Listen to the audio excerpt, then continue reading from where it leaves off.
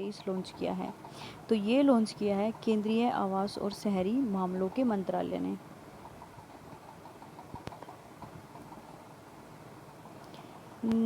Question number second, निम्न में से किस राज्य की 26 वर्षीय कैप्टन अभिलाषा बराक भारतीय सेना की पहली महिला लड़ाकू एविएटर बन गई हैं? तो ये कैप्टन अभिलाषा बराक हैं हरियाणा से संबंधित और ये पहली महिला लड़ाकू एविएटर बनी हैं। एक अत्याधुनिक सुपर कंप्यूटर परम पोरुल का किस शहर के NIT के में उद्घाटन किया गया है? इसका किया गया है तिरुचिरापल्ली में।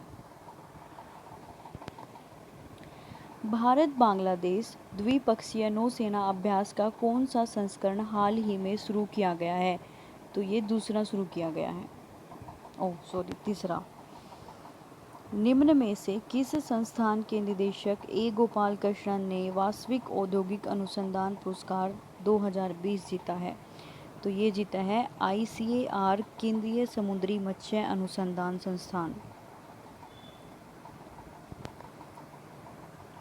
निम्न में से किसके हाल ही में इंडियन कमोडिटी एक्सचेंज लिमिटेड की स्थायी मान्यता को रद्द कर दिया है?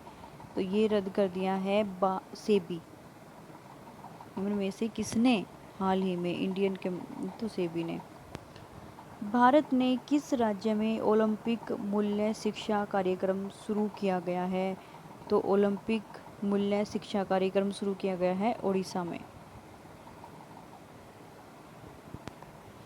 निम्न में से कौन सा शहर अपना जैव विविधता रजिस्टर पाने वाला पहला मेट्रो शहर बन गया है? जैव विविधता रजिस्टर पाने वाला पहला मेट्रो शहर है कोलकाता। केंद्रीय स्वास्थ्य सचिव का नाम बताएं जिन्हें हाल ही में 75वीं विश्व स्वास्थ्य सभा में समिति B का अध्यक्ष नियुक्त किया गया है। तो वो हैं राजेश भूषण। फिनटेक स्टार्टअप महाग्राम में हाल ही में किस बैंक के साथ साझेदारी की है? तो फिनटेक स्टार्टअप महाग्राम ने की है इनसाइड बैंक। विश्व स्वास्थ्य संगठन और किसने हाल ही में पहली global report on assistive technology जारी की है? तो हमें इसमें से आंसर बताना है। तो वो की है संयुक्त राष्ट्र बाल कोष ने।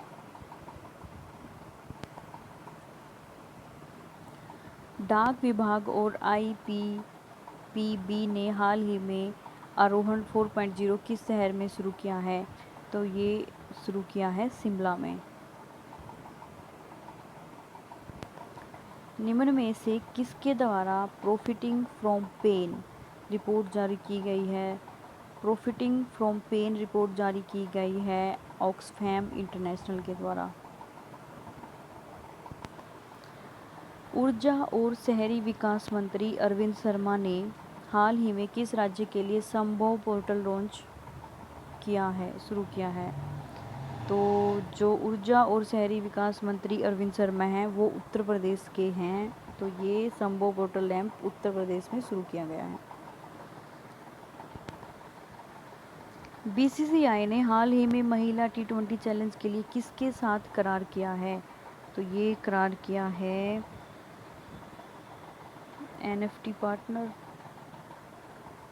BCCI ने हाल ही में NFT पार्टनर। निम्न में से किसके द्वारा हाल ही में संगीत कलानिधि पुरस्कार 2020-22 की घोषणा की गई है? तो ये की गई है संगीत अकादमी के द्वारा।